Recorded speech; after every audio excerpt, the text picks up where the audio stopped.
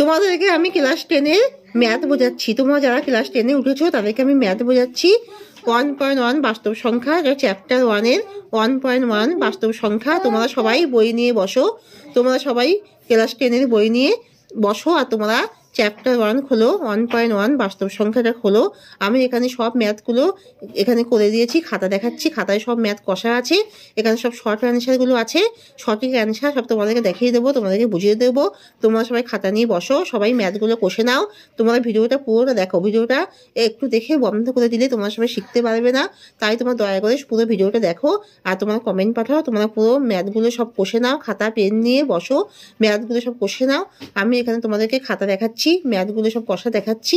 তোমরা সবাই ম্যাথগুলো ভালো করে সবাই বুঝিয়ে দিচ্ছি, তোমরা বুঝে সব কষে নাও। আর তোমরা সবাই লাইক আর সাবস্ক্রাইবটা দয়া করে দিয়ে দাও। তোমরা লাইক আর সাবস্ক্রাইবটা না দিলে আমি ইন্টারেস্ট পাবো না। আমি সব অঙ্কগুলো কষেছি, সব পড়াগুলো অন্য সাবজেক্টগুলো সব করিয়ে দিই, আমি ইন্টারেস্ট যাতে পাই সেটা তোমাদেরকে, তাই লাইক আর সাবস্ক্রাইবটা দিতে হবে। তোমরা সাবস্ক্রাইবটা দিয়ে দাও, দিয়ে তোমরা সবাই খাতা নিয়ে অঙ্কগুলো কষো। আমি তোমাদেরকে খাতা দেখাচ্ছি, যারা যারা সাবস্ক্রাইব দাওনি তারা ওখানে সাবস্ক্রাইব লেখা আছে আঙুল দিয়ে, তোমরা এটা আঙুল দিলেই সাবস্ক্রাইবটা হয়ে যাবে। তোমরা সবাই সাবস্ক্রাইবটা দিয়ে দাও। এবার আমি তোমাদেরকে খাতা দেখাচ্ছি, তোমরা খাতায় সব অঙ্কগুলো ভালো করে বুঝে তোমরা অঙ্কগুলো কষে নাও এবং তোমরা কমেন্ট পাঠিয়ে দাও।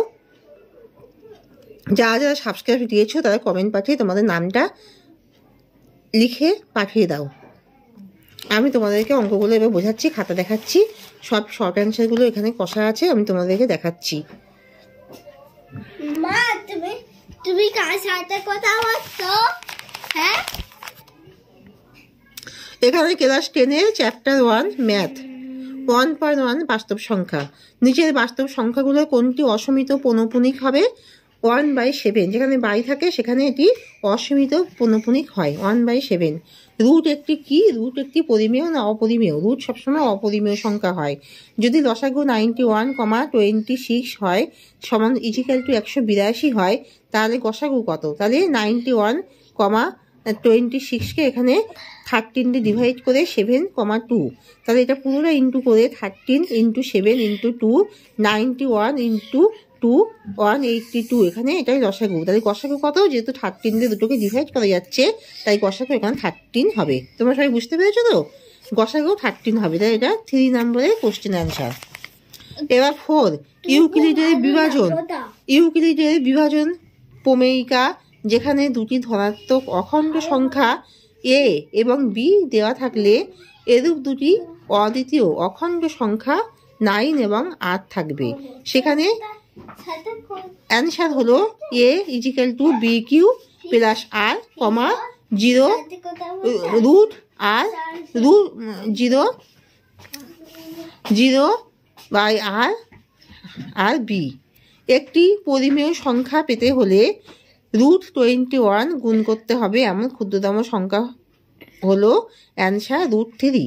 তাহলে 4, ইউক্লিডের বিভাজন প্রমেয়িকা, যেখানে দুটি ধনাত্মক অখণ্ড সংখ্যা a এবং b দেওয়া থাকে এরূপ অদ্বিতীয় দুটি অখণ্ড সংখ্যা 9 এবং 8 থাকবে। সেখানে অ্যান্সার কী হবে? a is equal to B Q plus R, 0 R B.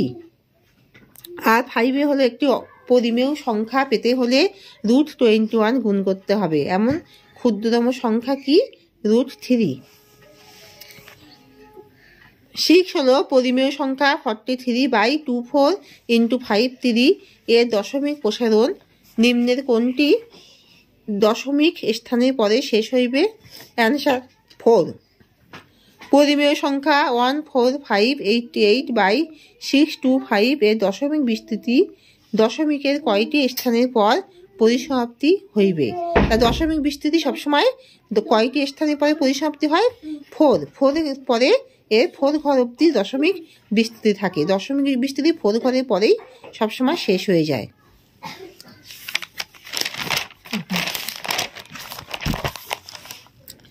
8 নম্বর হলো নিম্নের কোনটি পরিমেয় সংখ্যা? পরিমেয় √3 √27, তাহলে সবসময় রুট থাকলে সেটি পরিমেয় হয়। নিম্নের কোনটি একটি অসমাপিত পুনরাবৃত্তি দশমিক? 64/455, এখানে ভাগ করে দেখানো হয়েছে। এখানে ভাগ করে দশমিক চিহ্ন দিয়ে এখানে 0 এনে আবার 4 দিয়ে করে তাও আমরা এখানে 1850 এখানে 1820 দিয়ে এখানে 30 তারপর পয়েন্ট দিয়ে 0 এটা মিলছে না। এটা এখানে এটি হচ্ছে নিম্নের কোনটি একটি অসমাপিত পুনরাবৃত্তি দশমিক 64/455 যেক্ষেত্রে 2 ঘর আছে এখানে তাকে 3 ঘর দিয়ে ভাগ করা হচ্ছে এবং সেখানে এটি অসমাপিত অবস্থায় রয়েছে, তাই এটি অসমাপিত পুনরাবৃত্তি দশমিক হচ্ছে। একটি অপরিমেয় সংখ্যা, এখানে অপরিমেয় সংখ্যা, এই যে অ্যান্সারটা আছে তোমরা লিখে রাখো। আর 11 হলো যদি এ এবং বি সহমৌলিক হয় তাহলে এ স্কয়ার এবং বি স্কয়ার কি হবে, এটাও সহমৌলিক হবে। এ এবং বি দুটি যদি সহমৌলিক তাহলে এ স্কয়ার, এর একটা স্কয়ার এবং বি এর স্কয়ার এটাও সহমৌলিক হবে। 11টা বোঝানো হয়ে গেছে। এবার 12 হলো 50 এবং 20 এর লসাগু এবং গসাগুর গুণফল হবে 50 এবং 20 এবং 20 লসাগু এবং গসাগুর গুণফল হবে 50 × 20 তাহলে 1000 50 এবং 20 লসাগু এবং গসাগুর গুণফল হবে 50 × 20। লসাগু গসাগুর দুটো সংখ্যা লসাগু এবং গসাগুর গুণফল কি হয়, দুটো সংখ্যাকে ইন্টু করতে হয় এবং 50 × 20 এখানে 1000 হবে। x = 2q × 3 × 5 স্কয়ার এবং y = 2 স্কয়ার × 3q হইবে, তাহলে গসাগু x y হইবে কত? অ্যান্সার হলো 12। এখানে অ্যান্সার হলো 12।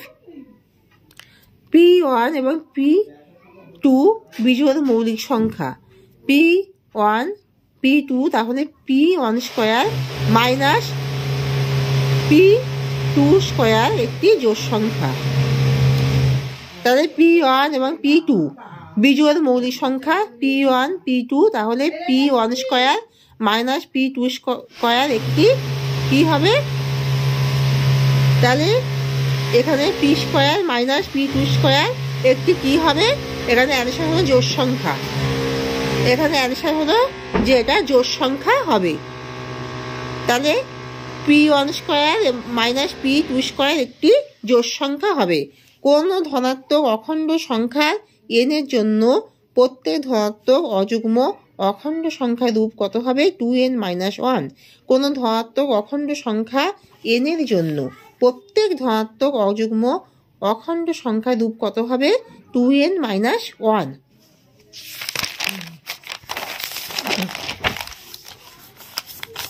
যদি n একটি স্বাভাবিক সংখ্যা তাহলে 3 2n - 4 2n কোনটির দ্বারা বিভাজ্য?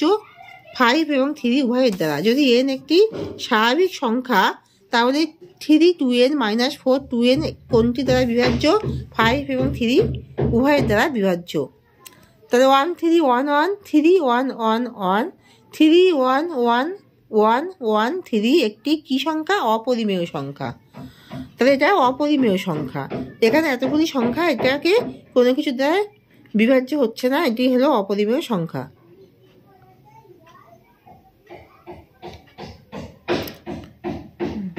তাহলে 1095/1168 এর লঘিষ্ঠ আকার হবে 15/16। তাহলে 1095 আর 1168 এর লঘিষ্ঠ আকার হবে, তাহলে এখানে 1095কে ডিভাইড করে করে লঘিষ্ঠ আকার নিতে হবে, 1168কে ডিভাইড করে লঘিষ্ঠ আকার নিতে হবে, নিয়ে এখানে 15/16 হবে। 1095কে 3 দিয়ে ডিভাইড হবে, 3 3 9, তাহলে এখানে 19, এখানে কত হবে? 3 6 18 3 5, এইভাবে লঘিষ্ঠ আকার করতে হবে, আবার তাকে ডিভাইড করতে হবে। তাহলে এখানে হলো 19 এ 2 + √3 আর 2 - √3 একটি পরিমেয় সংখ্যা। তাহলে 2 + √3 আর 2 - √3 এটা কি? অপরিমেয় নয়, এটা পরিমেয় সংখ্যা। 1/√2 এটা কি? 1/√2, কারণ বাই থাকলে এটা অপরিমেয় সংখ্যা হয়। আর 2,35 একটি কি? অপরিমেয় সংখ্যা। তা 2,35 একটি অপরিমেয় সংখ্যা। আর √n এখানে একটি, এটা চিহ্ন যেটা সেটা অপরিমেয় সংখ্যা হয়। তাই কোনো কিছু লঘিষ্ঠ আকার মানে সেটাকে ডিভাইড করে করে সব থেকে নিম্নতম যে সংখ্যাটা হবে সেটাকে লঘিষ্ঠ আকার। যেমন এখানে 18, এখানে 1095, এখানে আমি ডিভাইড করব করে করে একে, যেমন 1095 একে 339, এখানে 19 বসবে, 3618, তারপরে 15, এখানে আবার 3515। তাহলে এখানে লাস্টে এখানে কত আসছে? 165। 165কে এবার 3 দিয়ে আবার ডিভাইড করতে হবে। 3515, 3515, আবার সেই 55 আসছে, তাকে তোমার বসাও, করো, ওটা আমি বলে দিচ্ছি। 165 হচ্ছে তো, দেখো প্রথমে 1095 এই লঘিষ্ঠ আকার হলো, এখানে আমি 33919, তাহলে 31618, তারপর 3515, তাহলে 165 বসাও, 165, তারপর তাকে আবার 3 দিয়ে ডিভাইড করো, 3515, 3515।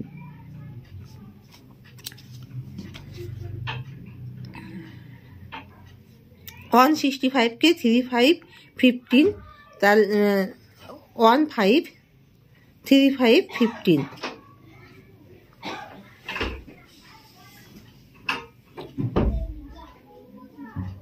তাহলে এটা ডিভাইড করতে হবে।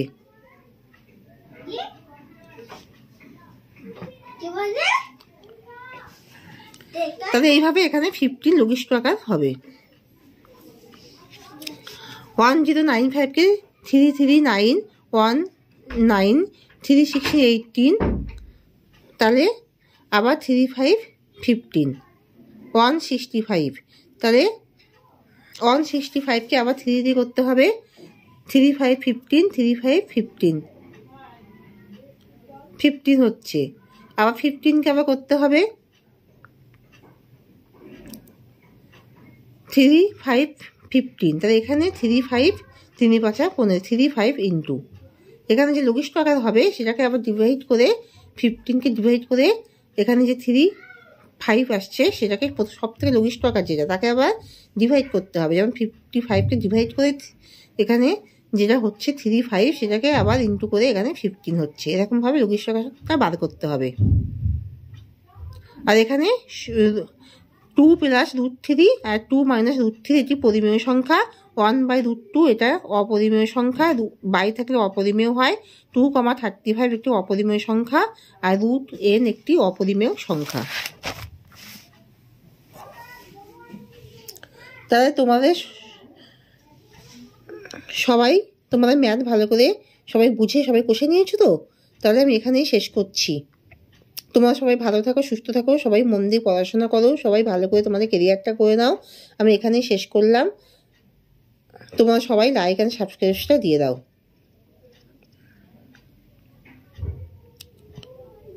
ম্যাথ বুঝতে তোমাদের কোনো অসুবিধা হয়নি, আমি আশা করছি যে তোমাদের সবার ম্যাথগুলো দেখে সুবিধা হয়েছে, তোমরা সবাই কষে নিয়েছো। তোমরা সবাই ভালো করে পড়াশোনা করো। এখানেই আমি শেষ করছি। সবাই লাইক সাবস্ক্রাইব দিয়ে আমাকে উৎসাহিত করো। এখানেই শেষ করলাম।